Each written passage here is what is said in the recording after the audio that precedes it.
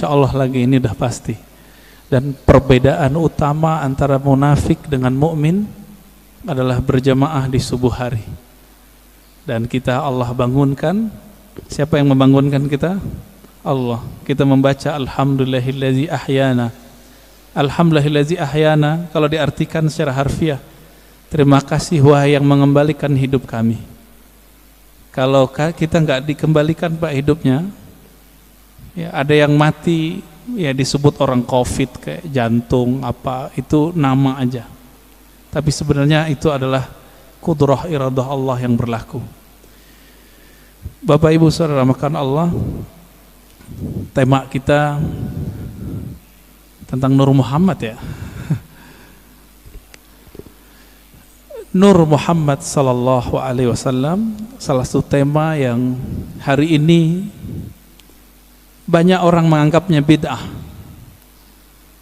Padahal ini adalah kajian ulama-ulama, baik yang pro dengan kajian-kajian ilmu qalbu yang kita sebut tasawuf, ataupun yang anti, baik ulama yang disebut salafi ataupun asy'ari sufi. Sebagai contoh, Imam Ibnu Qayyim tidak keberatan menyebut istilah ini dengan Nur Muhammad sallallahu alaihi wasallam. Apalagi Imam Ghazali, apalagi Imam Ibnu Athaillah Sakandari pengarang Hikam, apalagi imam-imam sebelumnya. Ada seorang imam yang lebih awal semasa dengan Bukhari dan Muslim bernama Al-Imam Al-Hafiz Al-Hakim At-Tirmidzi. Jadi ada dua Tirmizi. Imam Tirmizi pengarang Sunan Tirmizi. Sunan Tirmizi itu nama asli kitabnya Al-Jami' As-Sahih, kumpulan hadis sahih menurut Imam Tirmizi. Tapi nama kecil beliau ya Abu Isa, nama kunyahnya, panggilannya. Ada Tirmizi kedua, ahli hadis, ahli qalbu, bernama Al-Hakim At-Tirmidzi. Sekampung semua mereka. Beliaulah yang mengemukakan istilah ini di kalangan ahli hadis, istilah Nur Muhammad sallallahu alaihi wasallam. Bapak Ibu Saudara makan Allah, masih ingat guru-guru kita dulu sering baca ayat Alastu bi rabbikum qalu bala syahidna. Masih ingat ya? Jadi Allah bertanya kepada semua ruh, wahai semua ruh, bukankah aku Rabb kalian?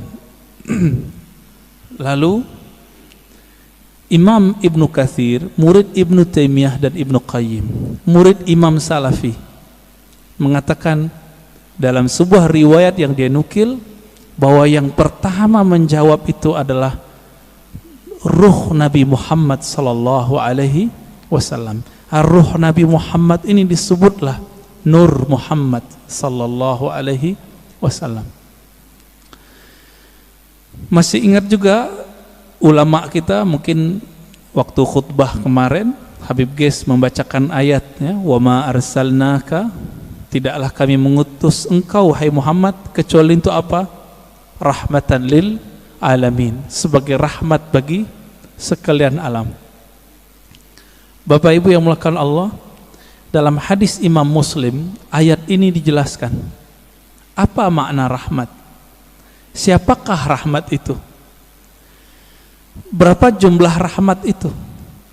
Ternyata dalam hadis Imam Muslim gamblang sekali, inna lillahi mi'ata rahmatin, Allah mempunyai, menciptakan 100 rahmat.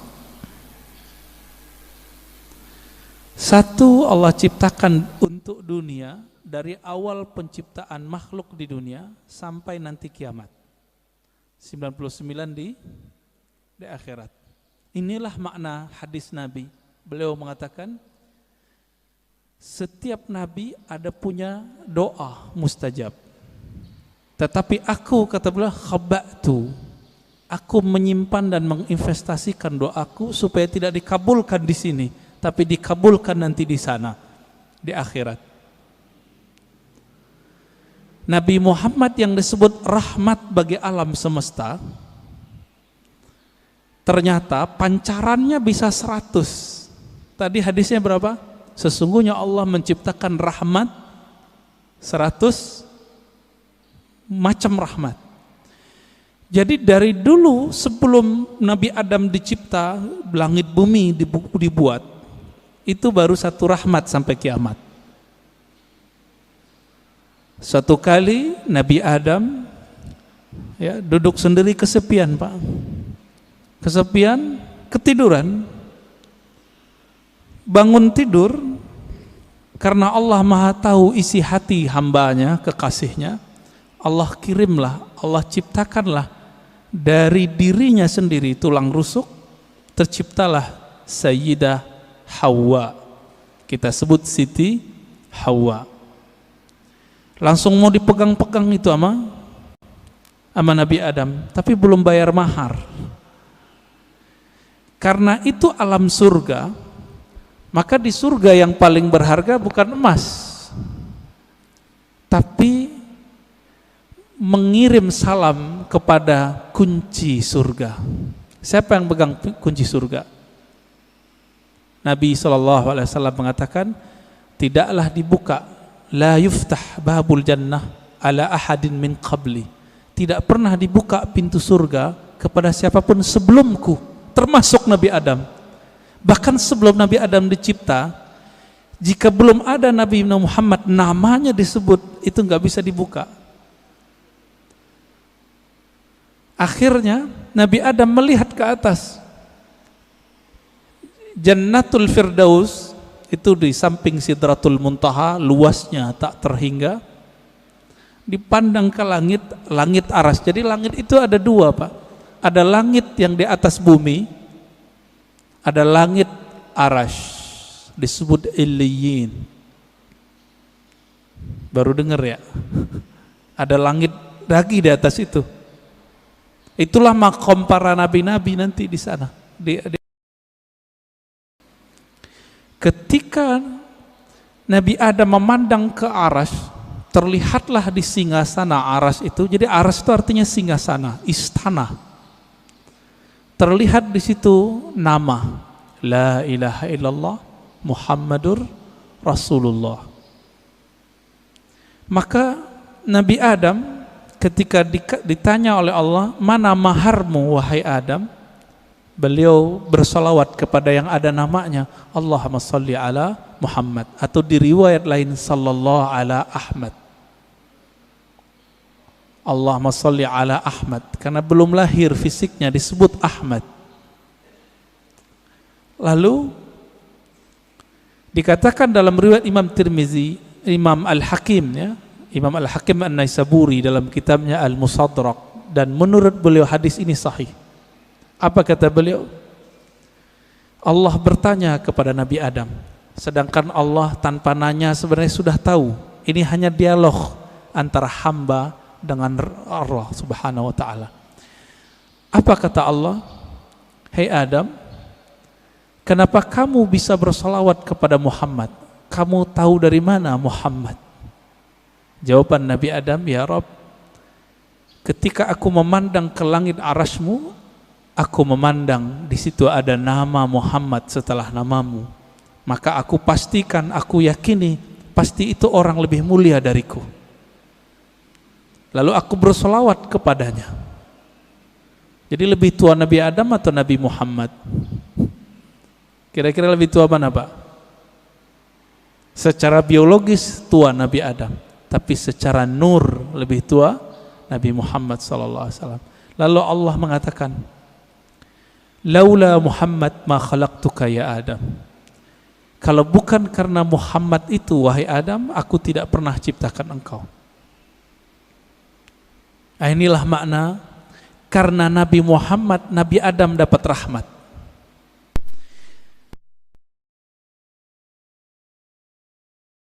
Kalau bukanlah karena sholawat beliau kepada Nabi Muhammad, itu tidak sah pernikahannya dan beliau tidak dibolehkan menyentuh Sayyidatuna Hawa.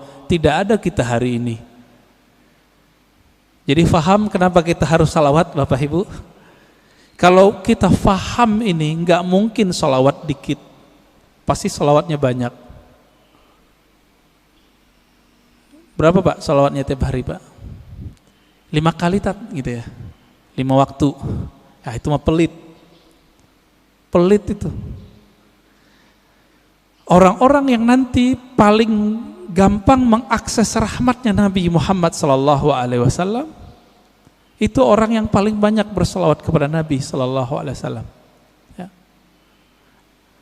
Jadi Nabi mengatakan orang yang paling dekat kepadaku aksarukum salatan alayya, yang paling banyak menyampaikan salam dan salawat kepadaku. Itu sebabnya ulama kita, guru-guru kita yang saleh, wali-wali Allah mulia, itu kalau salat tiap hari ada yang 313 minimal. Sallallahu ala Muhammad, sallallahu ala Muhammad. Ada yang 500, ada yang 700, ada yang 1000. Itu bukan pembatasan. Ini mereka mendisiplinkan dirinya sendiri, minimal aku zikir sekian.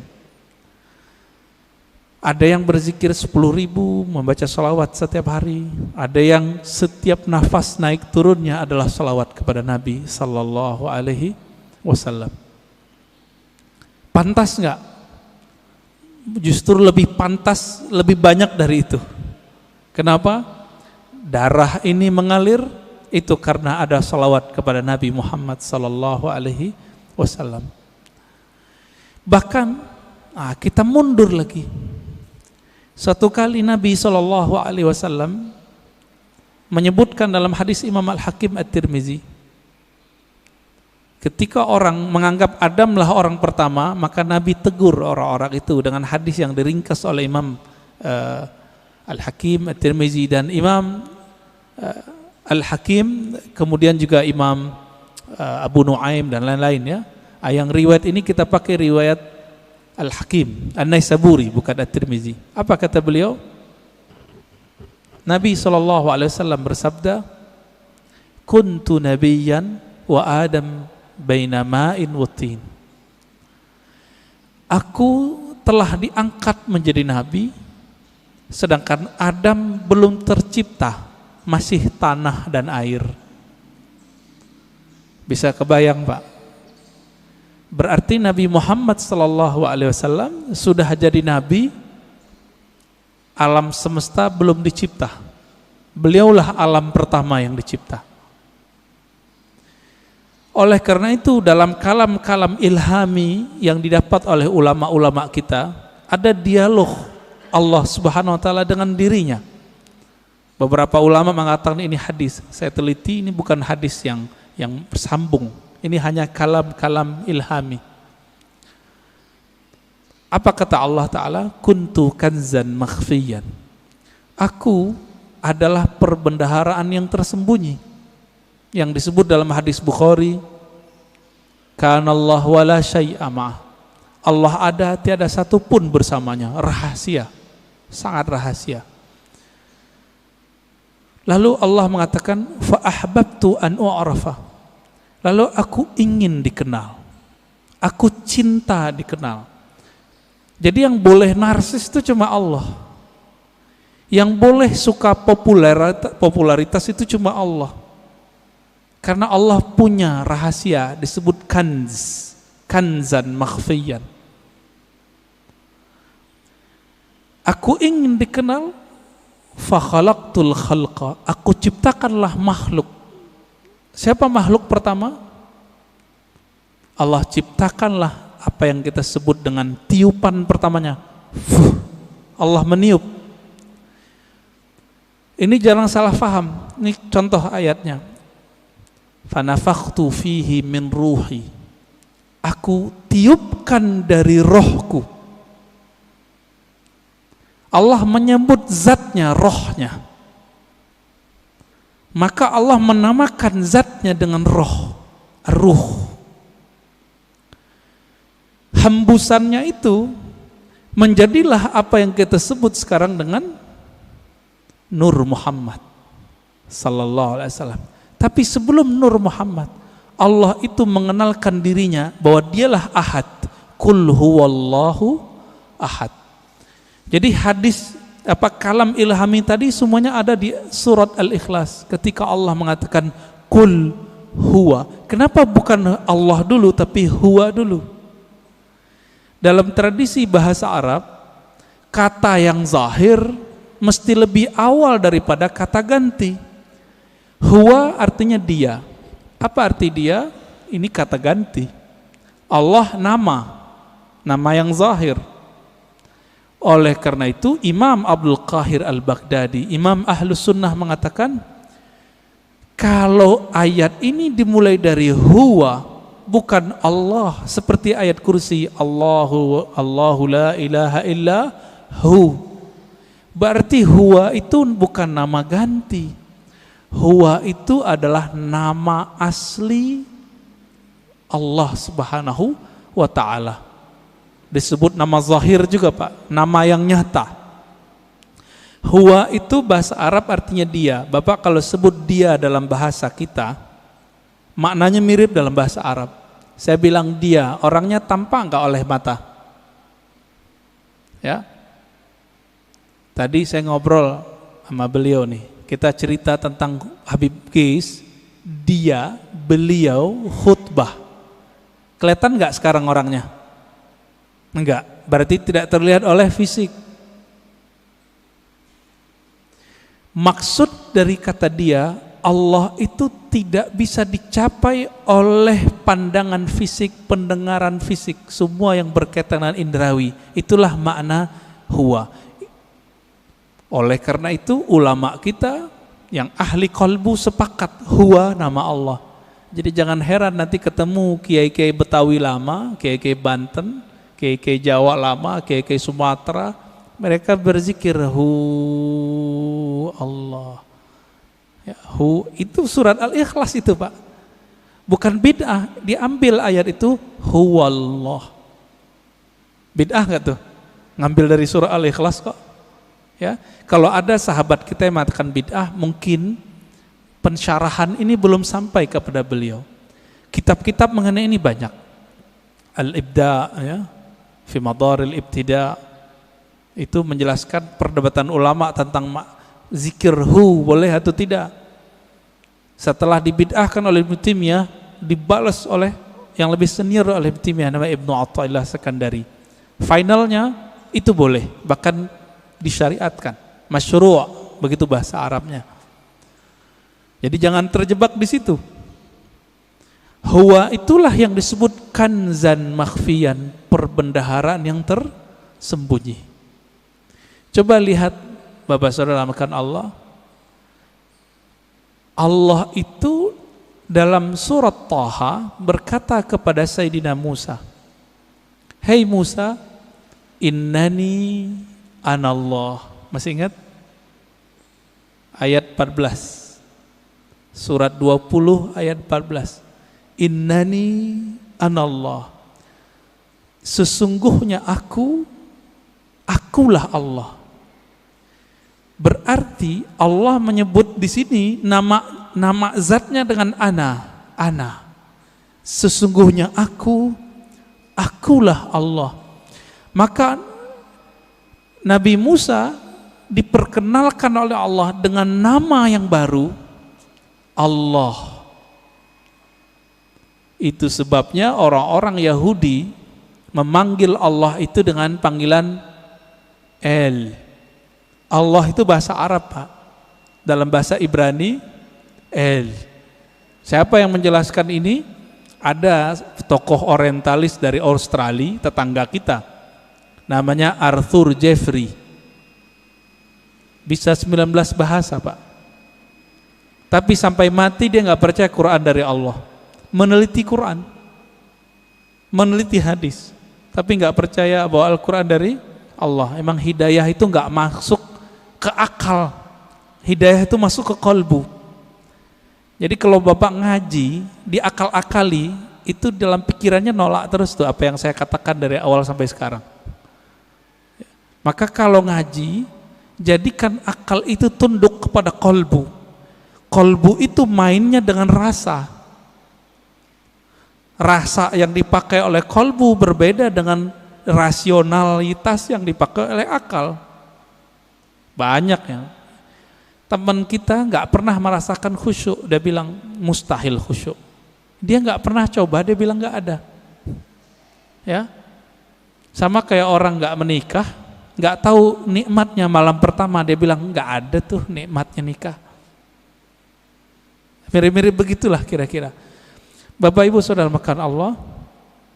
Jadi ketika disebut huwallah, huwa itu adalah perbendaharaan yang tersembunyi. Lalu Allah mengenalkan dirinya menjadi Allah. Nah, proses dari huwa ke Allah ini panjang.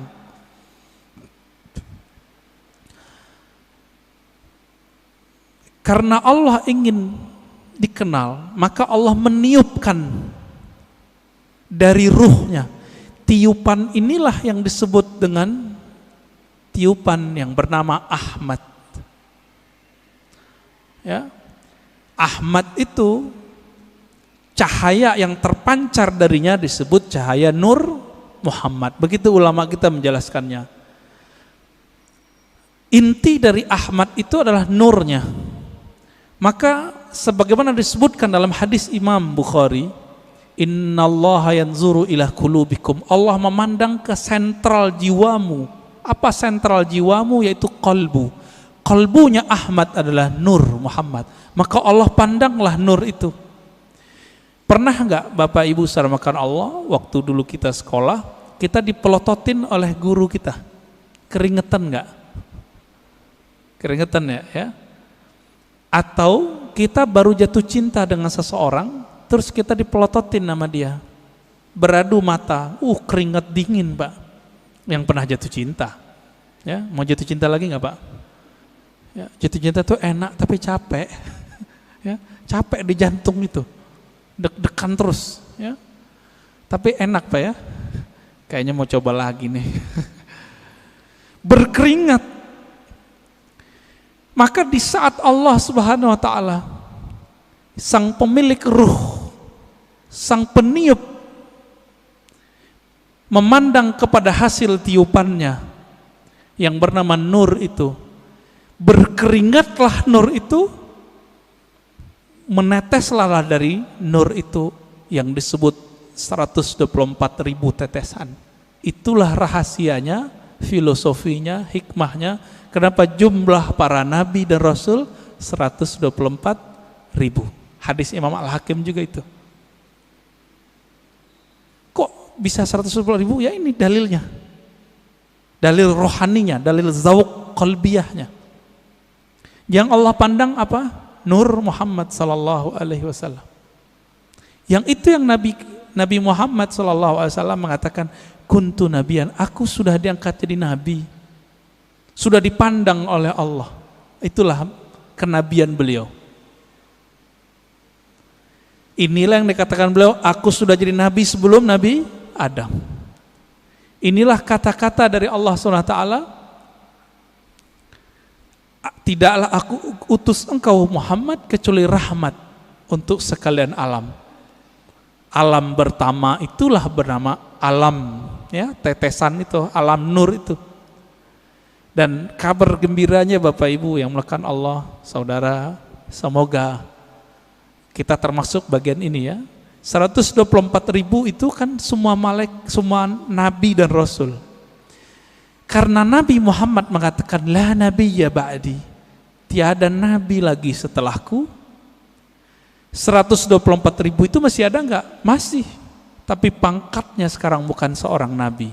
Pangkatnya adalah seorang wali. Ala inna awliya Allah la khaufun alaihim wala hum yahzanun. Tapi qalbunya itu warisan dari qalbunya para nabi. Inilah makna hadis al ulama warasatul anbiya. Ulama itu mewarisi nabi. Saya mau tanya Pak, kalau saya sebut kepada anak saya, kamu pewarisku, dia berarti keluarga saya enggak? Dia lahir dari tulang sumsum saya yang dititipkan Allah ke rahim pasangan kita.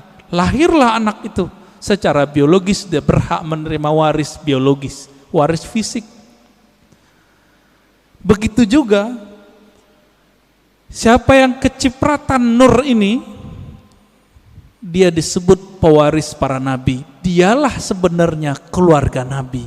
Inilah makna hadis Nabi. Ketika ditanya, bagaimanakah cara salawat kepada engkau hai Muhammad, hai Rasulullah? Apa jawaban Nabi? Qulu Allahumma salli ala Muhammad wa ala ali Muhammad.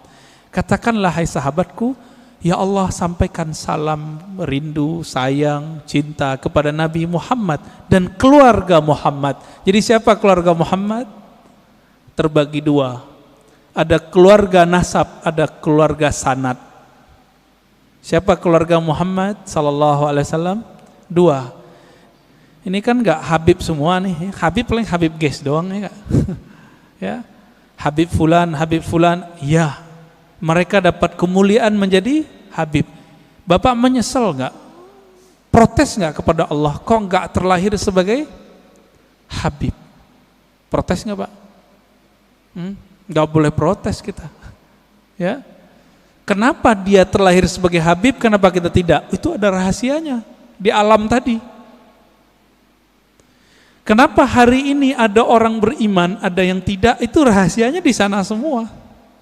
Kenapa orang sekarang ada yang jadi ulama, ada yang menjadi ubaru? Ya, Bapak ini ubaru Pak ulama? Ubaru ya, ubannya baru tumbuh maksudnya.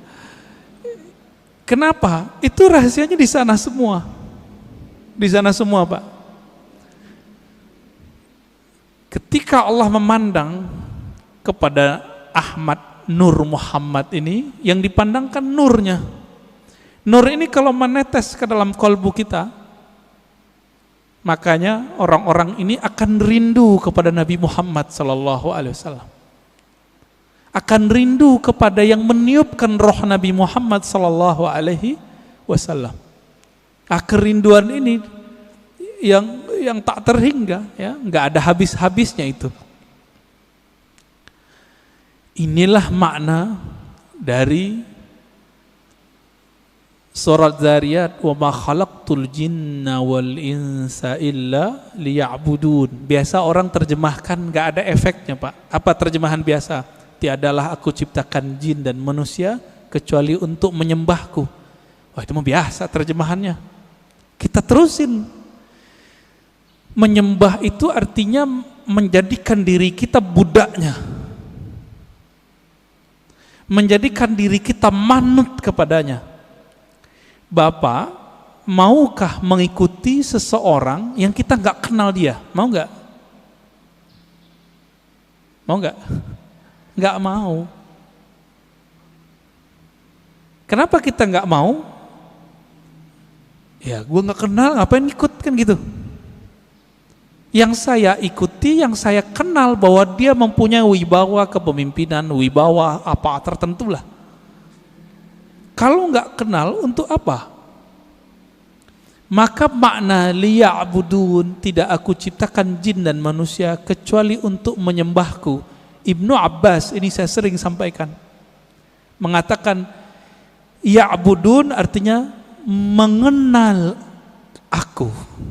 Tidaklah aku ciptakan engkau jin dan manusia kecuali untuk mengenal aku. Orang kalau kenal Nabi Muhammad baru mencintai Nabi Muhammad.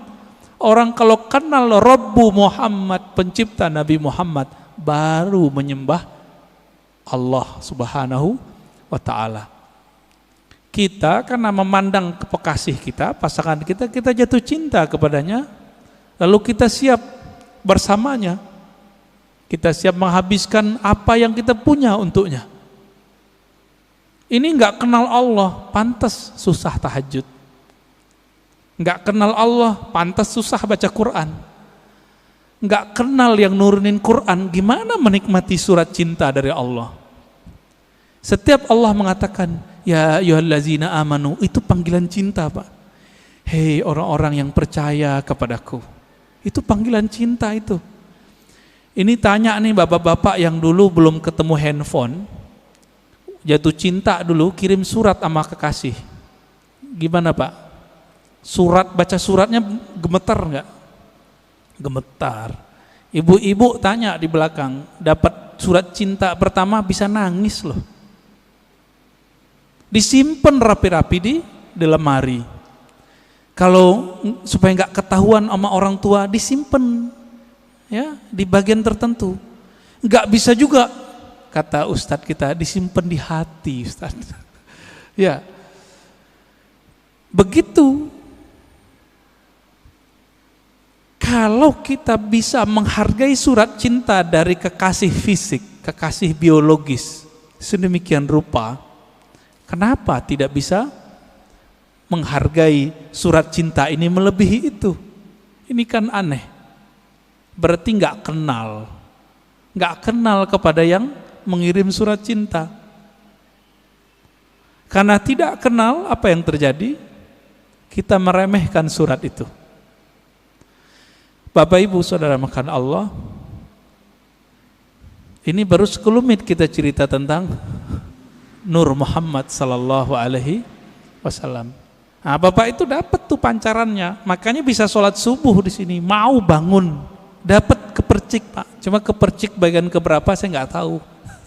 Itu yang ahli Nabi Muhammad dan pewaris Nabi Muhammad yang paling utuh, yang disebut Al-Imam Al-Mahdi. Hanya beliau berdua lah yang mengerti. Ini nih kita pancaran keberapa ini? Kalau emang ada, kalau enggak zombie Pak. Zombie, Bapak tahu zombie? Nah, ini yang disebut khawarij di zaman Rasulullah. Dia sholat sama kita tapi ganasnya bukan main. Ya. Beda sama dia kafir. Ya, beda dengan amalannya musyrik. Berpakaian agama, tapi Nabi mengatakan Al-Quran yang dia baca tidak tembus sampai ke dadanya. Gak dapat nur deh. Gak dapat nur.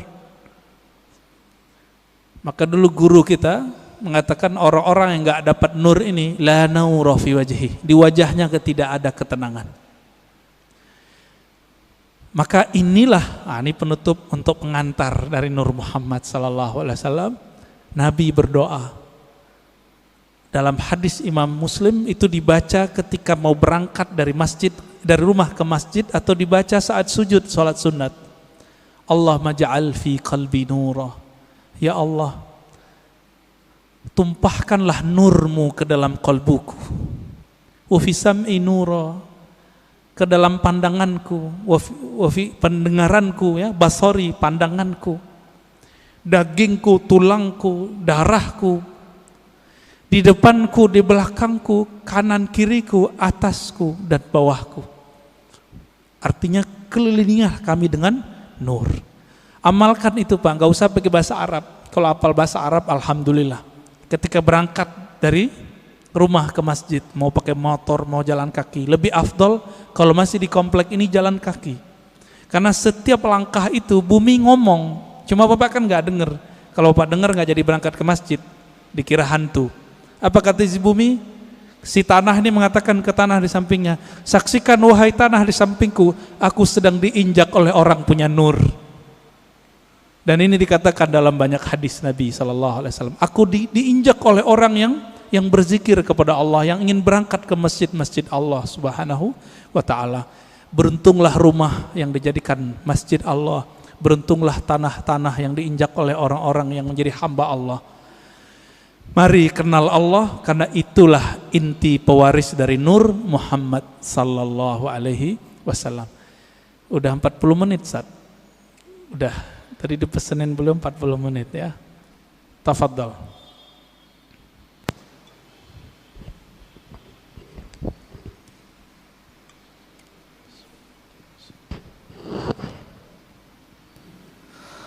Alhamdulillahirabbil alamin. Terima kasih Buya atas materinya. Dari para jamaah, hari ini ada yang bertanya tentang mengenal Nur Muhammad sallallahu alaihi wasallam.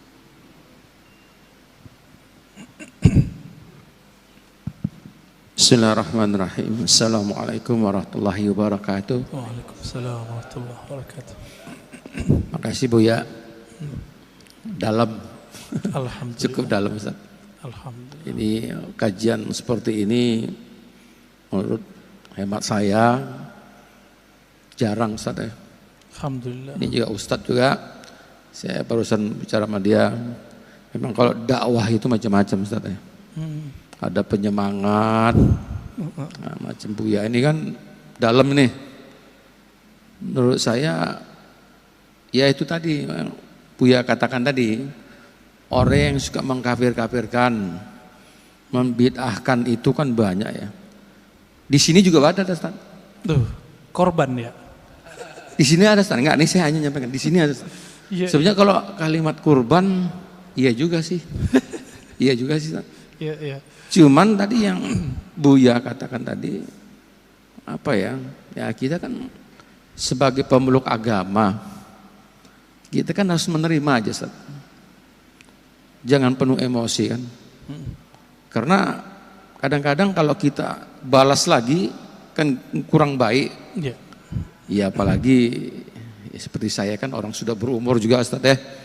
Jadi ya cukuplah mengangguk-angguk kepala. Yang penting satu Ibu ya, ilmu yang saya dapatkan itu bertambah terus setiap hari. Pertanyaan saya Ustaz, Pak Bu ya. Yang saya katakan ini tadi, orang-orang yang suka membid'ahkan itu, tapi saya lihat jarang melihat mengaji, tapi nggak tahu lah ya, mungkin bisa aja dia di Google dan lain sebagainya. Pertanyaan saya ini, orang yang selalu melihat Google itu, dia ambilnya dari sumbernya dari situ aja. Terus sekarang kan berargumen di WA. Ya. Ini seperti apa, Bu ya? Ya. Itu aja mungkin. Terima kasih. Assalamualaikum warahmatullahi wabarakatuh. Orang yang tidak berguru langsung kepada ahlinya tidak mendapatkan satu benefit rohani yang disebut dalam hadis Abu Dawud. Apa kata Nabi? Nadrallahu mra'an. Allah beri nadrah. Nadrah ini nama lain dari nawwara. Allah beri cahaya yang memancar di wajah. Nadrallahu mra'an, Allah akan pancarkan cahaya lewat wajah seseorang sami'a maqalati, yang mau berguru langsung mendengarkan hadisku. Orang Arab dulu kalau menyebut sami'a itu nggak mungkin online, nggak mungkin lewat Google, mesti berguru ke ahlinya. Nggak mungkin. Kenapa? Dulu disebut sama pasti hadir. Itu sebabnya Imam Syafi'i dulu tidak terima persaksian orang yang hadir di konser-konser musik yang musiknya ada kefasikan, ada penampilan orang buka aurat ya, bukan lagunya sebenarnya oleh Imam Syafi'i. Kenapa? Sami'ah, begitu kalimatnya, karena dia hadir mendengar itu dulu nggak mungkin lewat MP3. Jadi dulu orang mendengarkan musik, melihat para seniman-seniman musik itu dulu, dia sudah bermaksiat lahir batin. Bapak masih ingat kalau yang pernah ke Mesir, di Mesir itu ada tari perut, kebuka, ditonton itu Pak. Imam Syafi'i mengatakan orang yang nonton begitu gak diterima persaksiannya. Kalimat bahasa Arabnya sami'ah, karena sami'ah artinya dulu pasti offline, pasti ketemu langsung, tatap muka. Itu sebabnya juga ya dalam hadis ini orang yang tidak mendengar langsung, nggak ada nur Pak di wajahnya. Lihat aja, nggak ada nadrah, nggak ada nadrah. Semakin dia tambah ilmu itu masuknya ke otak. Otak ini bekerja dengan akal, sedangkan hidayah masuk ke kolbu. Beda tuh. Siapa yang mengatakan ini? Imam ahli hadis, ahli kolbu, Imam Abu Hafs As-Surawardi dalam kitab Awariful Ma'arif. Makanya banyak orang berilmu belum tentu dia punya hidayah di kolbunya. Kalau itu yang terjadi, tambah ilmu, tambah sombong. Jadi kalau dengerin kajian di YouTube, di TV-TV online, TV-TV satelit, apa yang terjadi? Wah, ini bahan nyalahin orang masjid nih. Setiap kali ngaji, wah ini bahan nih, ini bahan. Ketika dapat link-link di Google, link-link di YouTube, wah share di grup, ini bisa untuk membantah bid'ah yang ada di masjid. Jadi niatnya selalu untuk orang, bantah orang, bantah orang, bantah orang. Yang suka bantah dari dulu siapa? Dari semenjak alam semesta dicipta.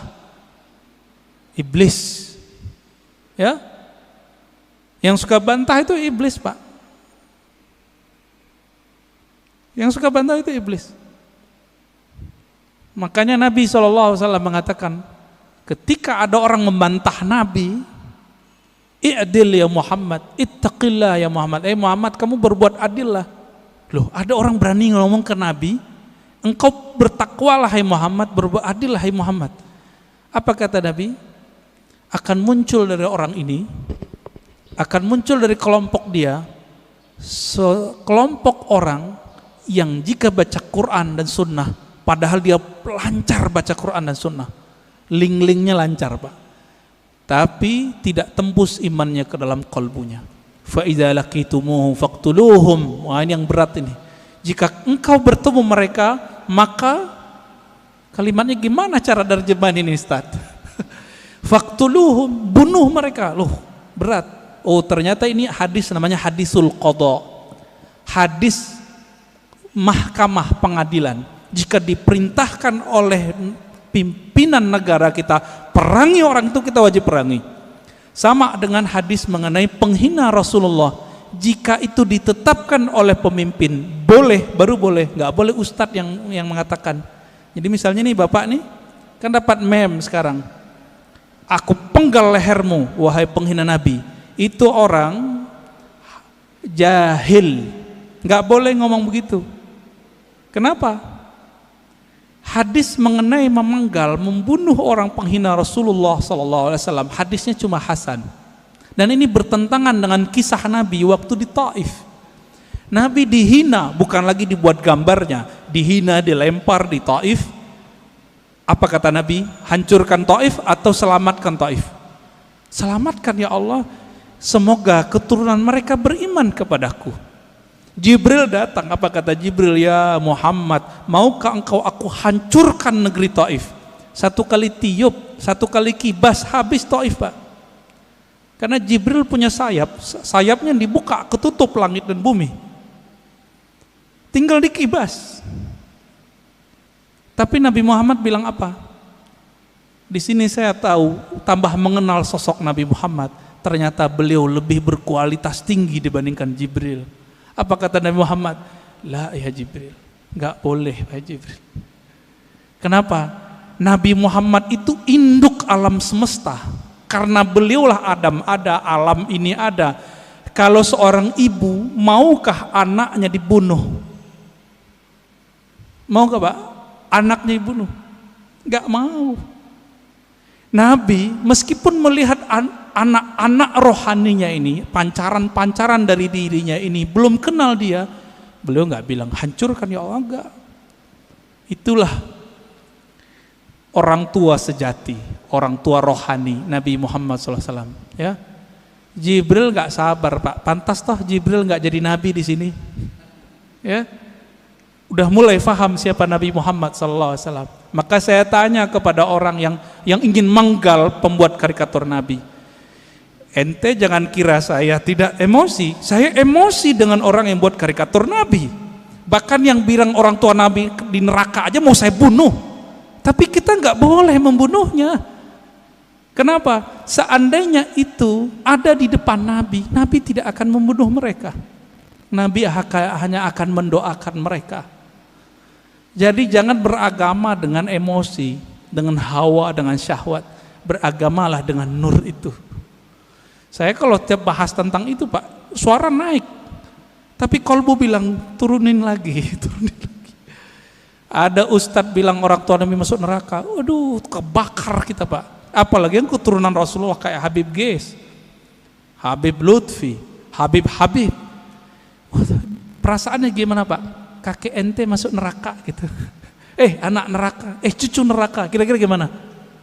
Nggak punya perasaan mereka itu. Oh, hadisnya sahih. Iya, ini hadis sahih secara sanad, matannya tidak.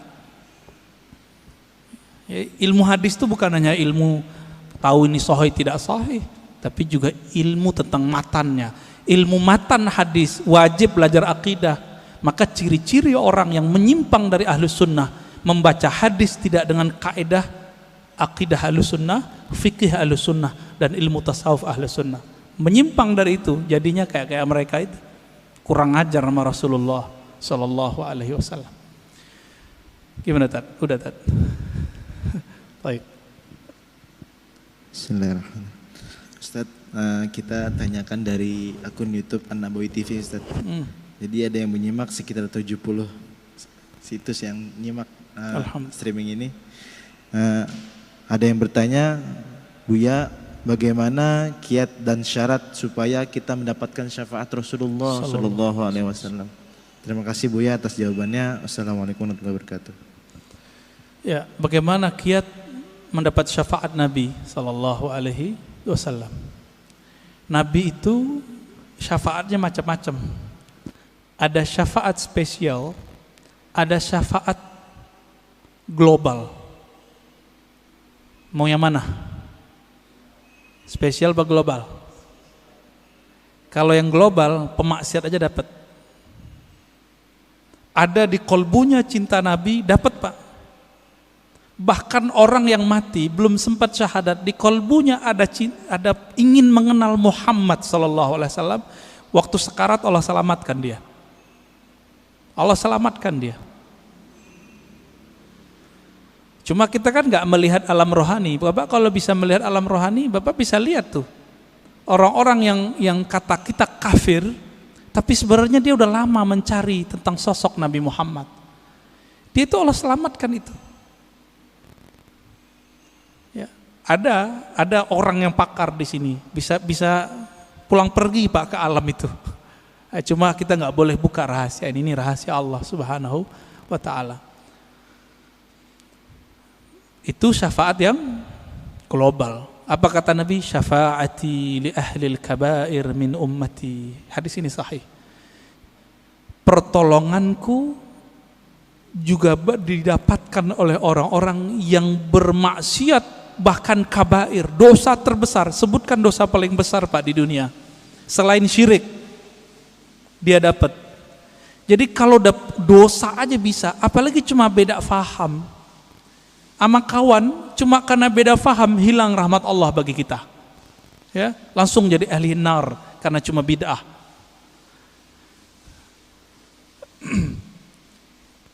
Tapi ada yang spesial. Siapa yang spesial ini? Apa kata Nabi sallallahu alaihi wasallam? Ya. Aulan nasbi aktsaruhum salatan alayya. Orang yang paling spesial nanti di sampingku, yang aku cari mereka nanti adalah mereka-mereka yang paling banyak menyampaikan salam dan salawat kepadaku. Tadi saya sudah sampaikan Pak, salawat dan salam itu mesti kenal dulu, baru berasa, baru Pak kecanduan. Kalau kita udah senang sama seseorang, kita telepon terus, kita tanya kabarnya. Iya, itu dia. Maka bersolawatlah kepadanya. A'rif nabiyyak summa salli wa sallim alaih. Kenali nabimu, lalu salawat dan salamlah kepadanya.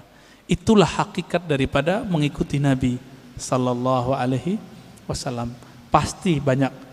Dan ini jaminannya Rasulullah, bukan Ar-Razi, ya. Kalau saya nggak bisa menjamin, tapi kita punya sanad kepada sang penjamin. Nabi mengatakan kullu sanadin in qata'a ila sanadi. Semua sanad terputus kecuali sanadku. Dan ini jaminan Nabi sallallahu alaihi wasallam. Ya, tafadhal. Kalau syaratnya apa Ustaz? Syarat kan tadi ada kiat dan syarat. Kalau syaratnya? Syaratnya Nabi mengatakan man qala la ilaha illallah khalisan mukhlisan min qalbihi aw nafsihi. Siapa yang mengatakan la ilaha illallah dengan khalis itu membuang selain Allah dari kalbunya. Itu dia. Ini yang disebut min qalbihi, syaratnya dari kalbu. Dia diriwayat Imam Al-Hakim dia katakan ya, yusaddiq qalbuhu ala lisanihi wa lisanuhu ala qalbihi. Si kalbunya membenarkan lisannya, lisannya membenarkan kalbunya. Itulah zikirnya Nur Muhammad sallallahu alaihi wasallam, yaitu la ilaha illallah. Apa arti ilah?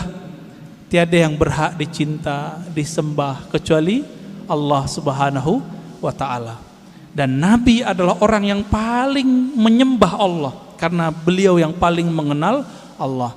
Jadi syaratnya cuma satu, kenalilah Allah, kenalilah Rasulullah. Jadi kita dengan syafaat itu tergantung seberapa kualitas pengenalan kita kepada Allah dan Rasulullah sallallahu alaihi wasallam. Ya, gitu Ustaz. Iya. Assalamualaikum warahmatullahi wabarakatuh. Assalamualaikum.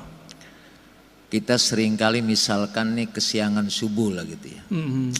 Ini gua gara-gara setan. Jadi seolah-olah setan itu lebih hebat dari kita gitu. Karena kita dikalahkan oleh setan. Kan sebetulnya tidak begitu menurut saya. Ya. Pertanyaannya adalah sebetulnya nur yang ada pada kita ini dengan kekuatan setan itu seperti apa sebetulnya? Iya. Karena kita seringkali tuh nyalahin setan sehingga yang ada nyesel. Kan mestinya ya Allah, kenapa saya tidak bisa bangun subuh? Betul. Artinya dosa apa? Jadi kan lebih manfaat ketimbang nyalahin setan. Karena setan disalahin malah ketawa-ketawa aja, kata setan bukan gua, dasar lu aja malas kali. Iya. Bagaimana memahami antara tadi kan nur kita ini kan kelasnya kelas mana kita nggak tahu nih. Iya. Cuma seperti apa supaya kita tidak merasakan walaupun misalkan terlambat subuh, yang namanya terlambat kan jarang-jarang, bukan tiap hari gitu kan. Nah bagaimana kita merasakan supaya walaupun terlambat kita nggak merasa sedih lah gitu. Iya, masih ada hiburannya. Syukran. Assalamualaikum pengen warahmatullahi dihibur wabarakatuh. Pak ya. Iya. Terkadang ada orang yang udah bertahun-tahun selalu on time subuh, bahkan in time subuhnya. Terbersit di hatinya, kayaknya di komplek ini aku yang paling beriman, aku yang paling soleh. Allah karena sayang sama orang ini nggak dikembalikan rohnya ketika azan, supaya ketika bangun kesiangan dia mengatakan, ya Allah, ternyata inilah yang dirasakan oleh tetanggaku yang tidak bangun subuh. Berarti alarmku tidak berefek, doa-doaku tidak bekerja. Ini adalah mutlak pemberianmu. Di situ dia bersyukur Pak. Setiap hari besok dia mengatakan, ya Allah tolong bangunkan aku. Jadi ada perasaan harap-harap cemas yang buat dia merasa dirinya merasa hina di hadapan Allah. Inilah makna hadis qudsi, hadis sahih. Apa kata Allah? Ya ibadi, fa illam tuznibu. Hai hambaku, jika engkau tidak merasa berdosa, tidak merasa hina di hadapanku, tidak merasa lemah di hadapanku, aku akan datangkan generasi baru yang mereka merasa berdosa. Jadi dosa itu merasa apa enggak itu aja. Banyak orang berdosa apa enggak merasa. Lalu mereka minta ampun kepadaku, lalu aku ampuni mereka. Untung Pak, ketika bertahun-tahun on time, ada perasaan itu. Karena ada sebuah hadis. Ini hadis bukan untuk orang tapi untuk kita. Apa kata Nabi? 2 sholat yang berat bagi orang munafik, yaitu al-isya wal subuh. Isya dan subuh, hadis Bukhari. Akhirnya setan bilang, tuh tetanggamu munafik loh. Jadi setan ini jangan salah Pak, setan itu pernah berdebat dengan Allah. Jadi ilmunya tinggi. Ilmunya tinggi. Nggak cukup dengan ilmu-ilmu kita yang standar. Bapak ini misalnya udah jadi kiai, itu setannya punya ilmu di atas kiai itu. Lalu gimana?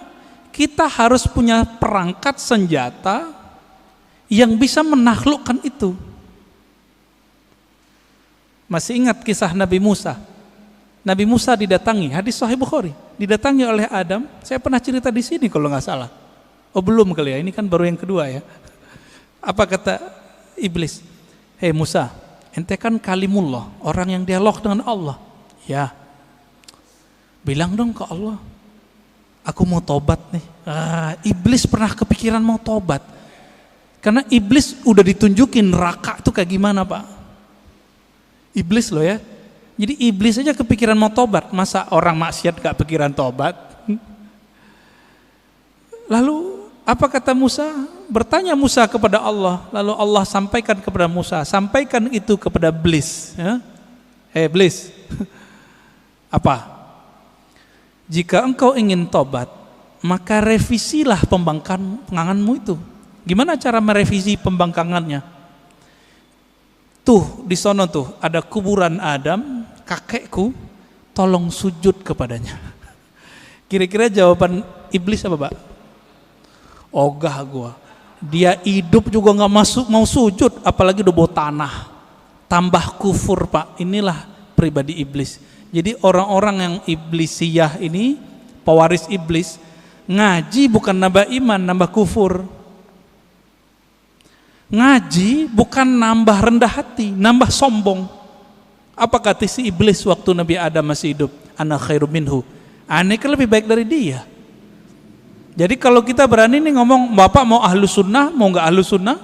Bapak ini udah ngaku ahlus sunnah, terus merasa lebih baik daripada orang yang nyala-nyalain. Iblis juga itu.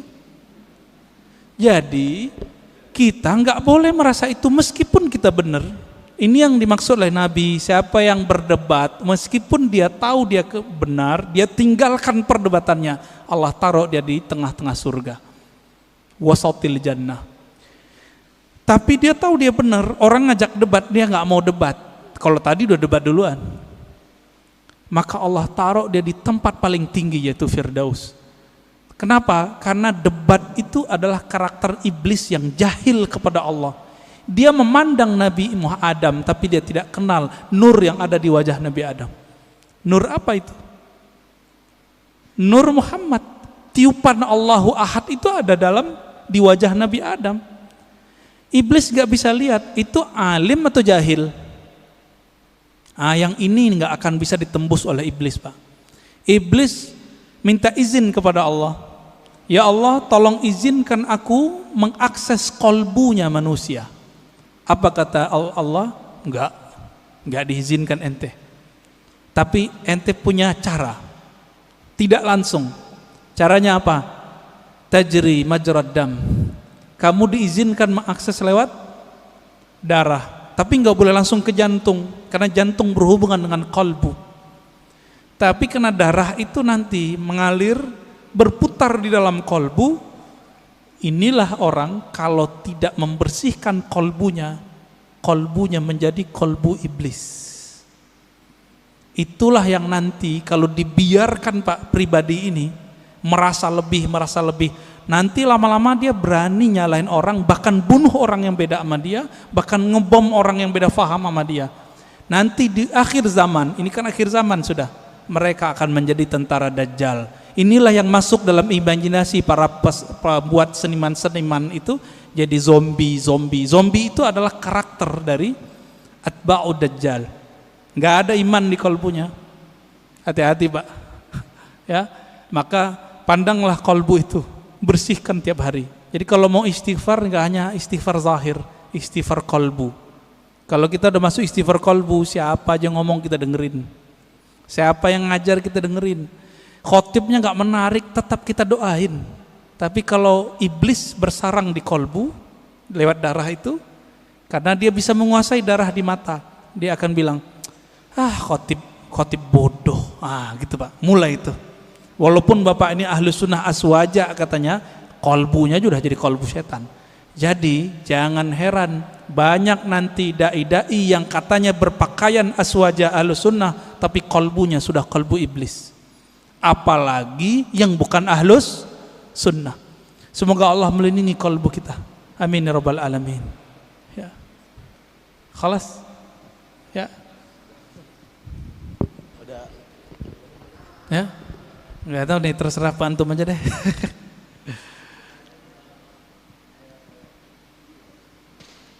Bulan depan aja lagi Pak ya.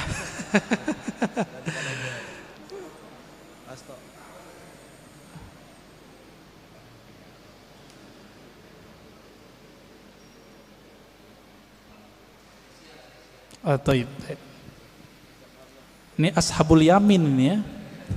Orang kanan saya Pak. Nanti Bapak harus pindah ke sini Pak. Ya, Bismillahirrahmanirrahim. Salam. Assalamualaikum warahmatullahi wabarakatuh. Assalamualaikum warahmatullahi wabarakatuh. Ini pada waktu awal tadi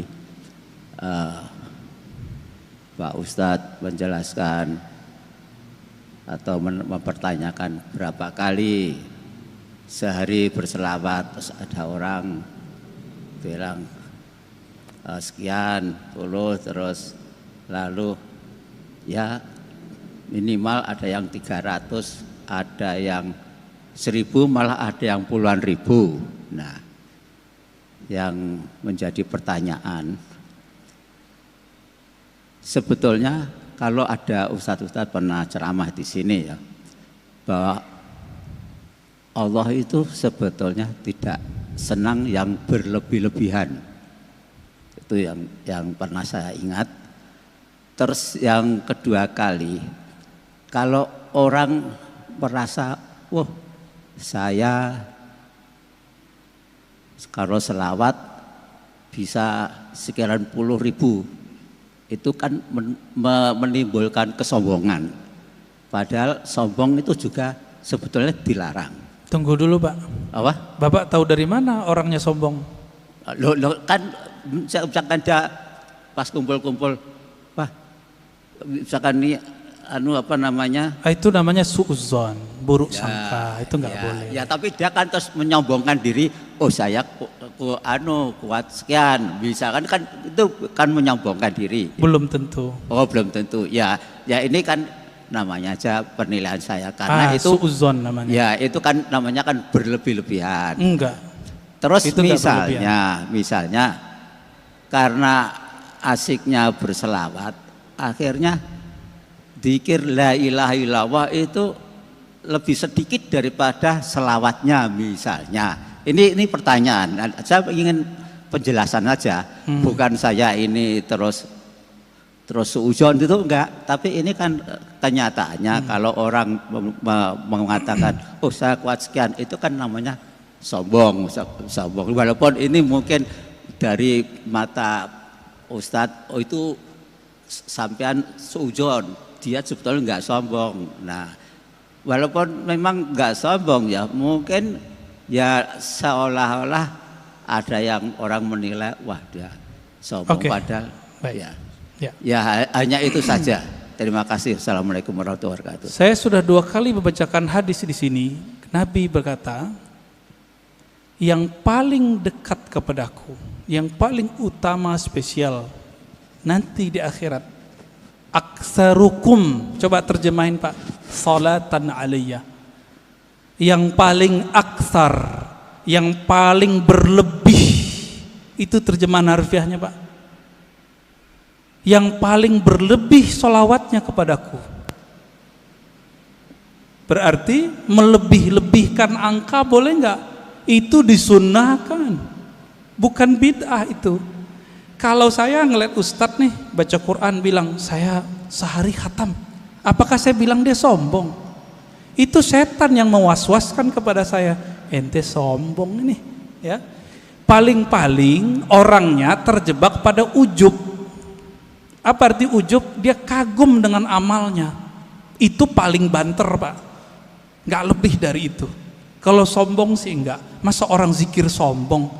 La ilaha illallah dan salawat itu adalah akhir dari kesombongan, habis di situ. Orang kalau bilang Allahumma itu secara rohani habis sombongnya. Karena Allahumma Bapak udah nggak ada lagi sebenarnya. Ya Allah, saya ini bukan hamba yang pintar, bukan hamba yang hebat. Itu makna Allahumma. Jadi nanti kalau ada orang-orang yang banyak sholawat, jangan kita tuduh begitu. Itu was-was kita aja. Ya, itu was-was kita. Ya. Perasaan kan gitu. Perasaan apa kenyataan itu kan beda. Nah, ini mohon maaf Pak, saya harus koreksi karena ini berbahaya untuk seumur Bapak. Itu nggak boleh ada suudzon lagi. Nggak boleh sama sekali. Siapa yang masih nyimpan suudzon di kolbunya, saya khawatir su'ul khotimah nanti. Buruk sangka itu melahirkan su'ul khotimah Pak. Ini udah rumus. Udah rumus di mana-mana. Kita udah nyaksiin orang-orang yang paling banyak berburuk sangka kepada hamba Allah, itu matinya mati nggak bener. Jadi tolong itu dibuang itu, ya. Jadi mohon maaf ini harus dikikis habis. Makanya suara saya harus tinggi untuk mengikis bapak itu, ya. Semoga bapak tambah rajin sholawat, ya, saingin dia pak.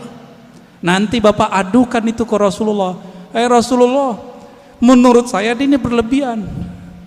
Nanti dijawab Nabi pak, aulakum, yang paling utama dari kamu adalah yang paling berlebihan itu sholawatnya kepadaku. Sampai datanglah Ubay bin Ka'ab kepada Nabi. Apa kata Ubay?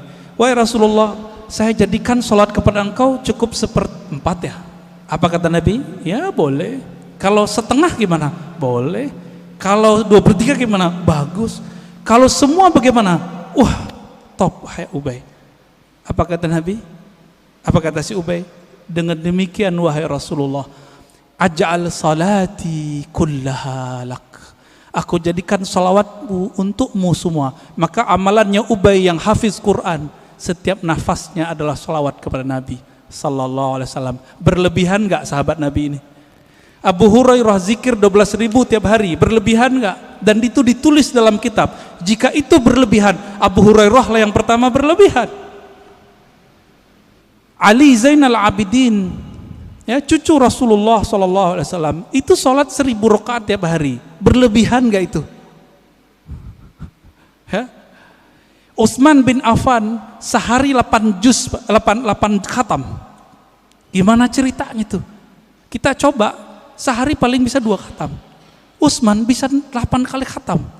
Kecepatan otaknya di atas rata-rata itu pak. Coba tanya sama hafiz Quran, dia paling mengerti masalah itu. Cuma hafiz Quran yang mengerti 8 khatam bisa sehari. Saya udah ketemu sama orang begitu, jadi bisa paham. Dibantah sama teman kita waktu itu, Tat, ente berlebihan, sama kayak bapak ngomong tadi. Bukannya dalam hadis Nabi melarang mengkhatamkan Quran kurang dari 3 hari. Artinya sehari 10 juz, 10 juz, 10 juz, 30 juz. Ini kalau ngomong fikih jadi kenceng lagi nih ya. Itu pada ketawa tuh pak. Apa kata Nabi Shallallahu Alaihi Wasallam? Tidak paham Al-Quran orang yang khatam kurang dari 3 hari. Itu Nabi lagi ngomong sama siapa? Abdullah bin Amr Abdul As, anak muda. Maksudnya ente nggak paham kalau baca lebih banyak dari 10 juz tiap hari, ente gitu. Nabi nggak ngomong ke Utsman. Lebih mulia Utsman atau Abdullah bin Amr? Saya mau tanya pak. Utsman. Jadi ketika Nabi ngomong tidak faham Quran, orang yang mengkhatamkan kurang dari 3 hari, itu Nabi berarti nggak ngomong ke Utsman. Karena Utsman nggak mungkin pelaku berlebihan, nggak mungkin. Yang berlebihan yang haram itu adalah orang yang berlebihan dalam berdoa dan berlebihan dalam membelanjakan harta. Itu yang nggak boleh. 2 itu aja pak. Adapun salawat, zikir dan Quran, bapak mau lebih-lebihkan, Allah belum cukup dengan itu. Ya, jadi tolong hati-hati dalam meletakkan persepsi kita. Jangan ditaruh itu sebagai standar kebenaran.